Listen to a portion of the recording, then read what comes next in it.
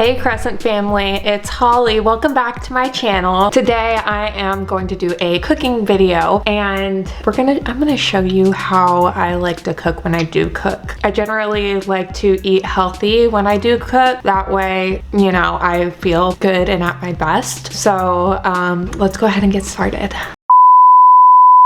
Hey guys, so I was feeling a little bit awkward when I filmed that scene, if you couldn't tell, but something that I wanted to talk to you guys about that I completely forgot to mention while I was filming was the health benefits of the food that I will be eating or cooking today. And the main, what is it called? The entree of this meal is actually a red beet. And I wanted to talk about the health benefits of the red beet. A lot of people don't like beets, but I think that it's got a lot of health benefits, and this is why I think that you should have more beet in your diet. I have endometriosis, if you guys don't remember, or you're just not an oldie here, you're not like an OG Crescent. And so I love beets because they really help me out a lot with my endometriosis. They're high in iron, which my endometriosis tends to make me iron deficient a lot, so I get anemic easily. And they are great for inflammation, which endometriosis causes a lot of inflammation, which is why you get what's called an endo belly, air quote. But they're also really, really high in folate, and I'm folate deficient. So what that means is anytime I get folic acid in my diet, or I somehow get folic acid inside me, my body can't process it to turn it into folate. So I need to have some sort of source of folate in my diet in order for me to get the folate that I need. Now, folate is really great for your mood and causes you to be a little bit more stable and in the right mindset. So I need to have folate in my diet. Everybody needs to have folate in their diet in order to feel at their healthiest. I'm sure there's a lot more health benefits of folate too that I'm not reading about, but that's pretty much it. So I just wanted to add that in and let you guys know why I decided to cook a beet. Now this video is going to be about how to make a beet actually taste good. So if you want to see that and you want to try this meal, by all means take, you know, what I showed you and do what you will with it. Thank you. So here's how we're starting. I have a beet here, a pretty large beet in comparison to my hand. It's huge. What I'm gonna do is we're gonna chop off the end of the beet. I'm gonna leave this end in just because of I have an idea for presentation, but we're gonna go ahead and chop off the disgusting end right here.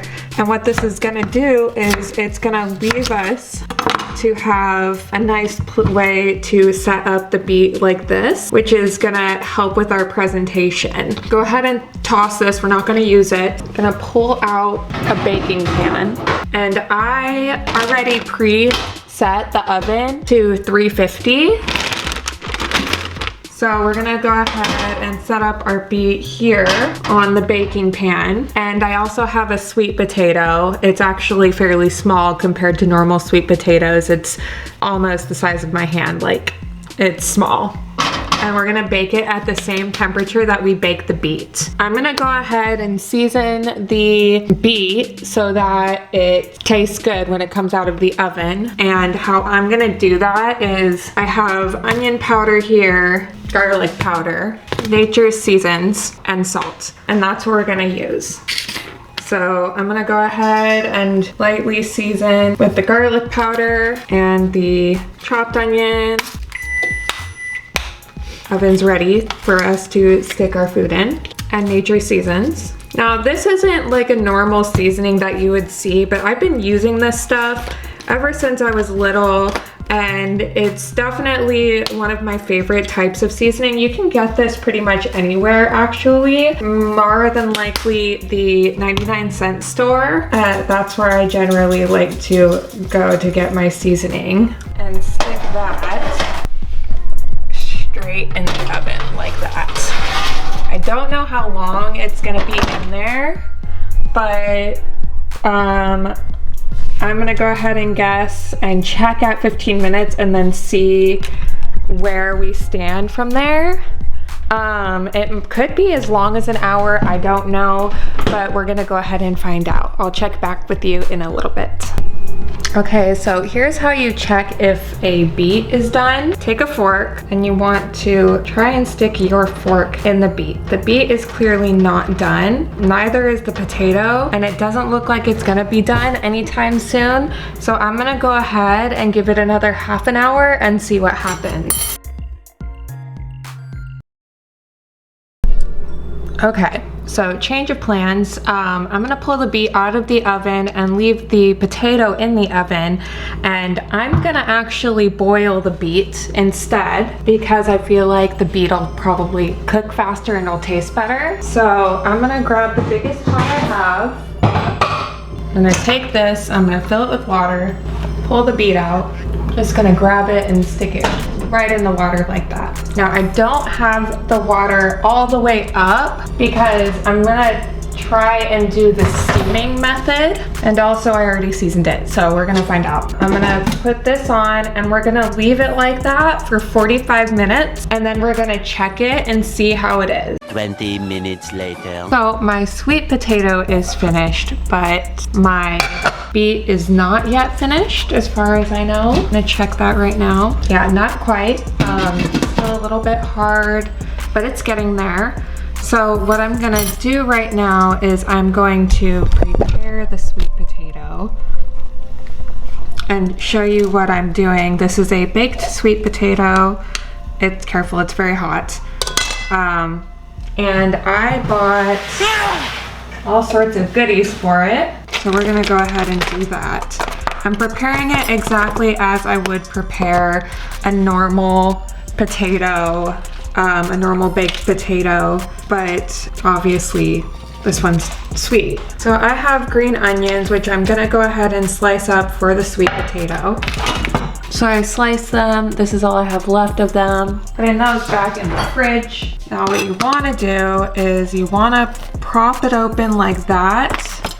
Take your fork and you kinda just wanna like squish it up like this. It's very hot. I'm having trouble touching it, but you know what I'm doing. So just like that, just like a regular baked potato. I have some butter. This one is the Kerrygold brand, which I love. It's one of my favorite types of butter. We're just gonna cut it off right like that and throw it right in there and plop the butter back in the fridge. Now once you got that on the sweet potato, you can start to let it melt into the sweet potato. It's gonna make the sweet potato taste much better because it's gonna be nice and buttery. It's not gonna be too sweet, which is my biggest problem with eating sweet potatoes.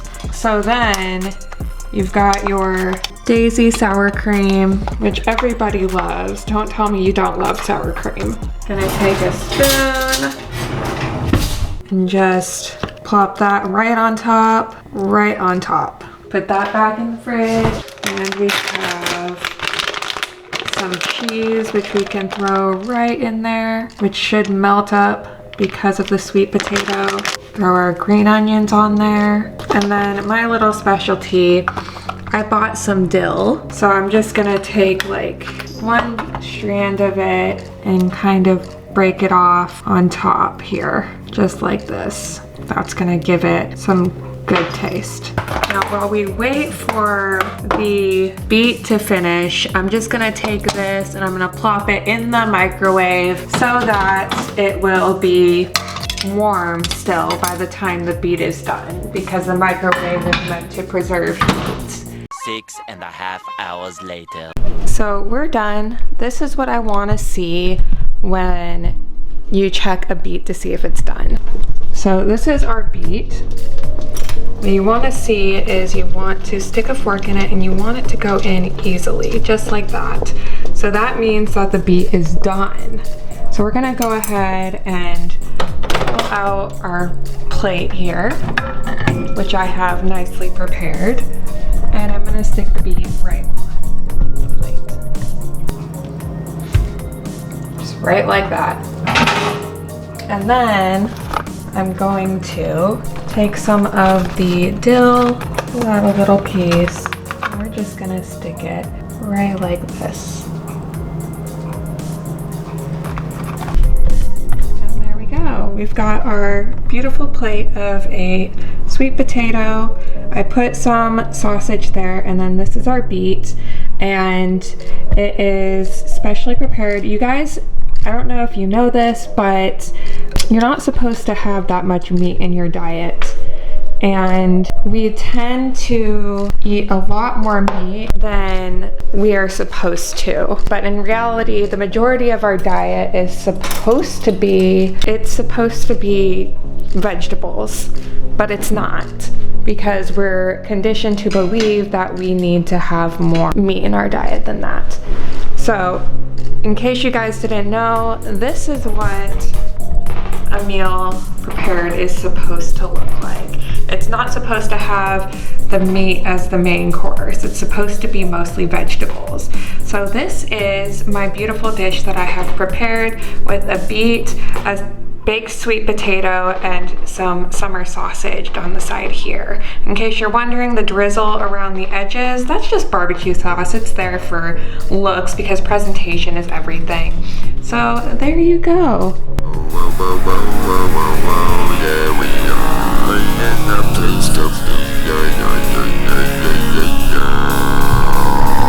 Anyway, if you guys like this video, please give it a great big thumbs up because it helps me out a lot. Lets me know that you like this kind of thing.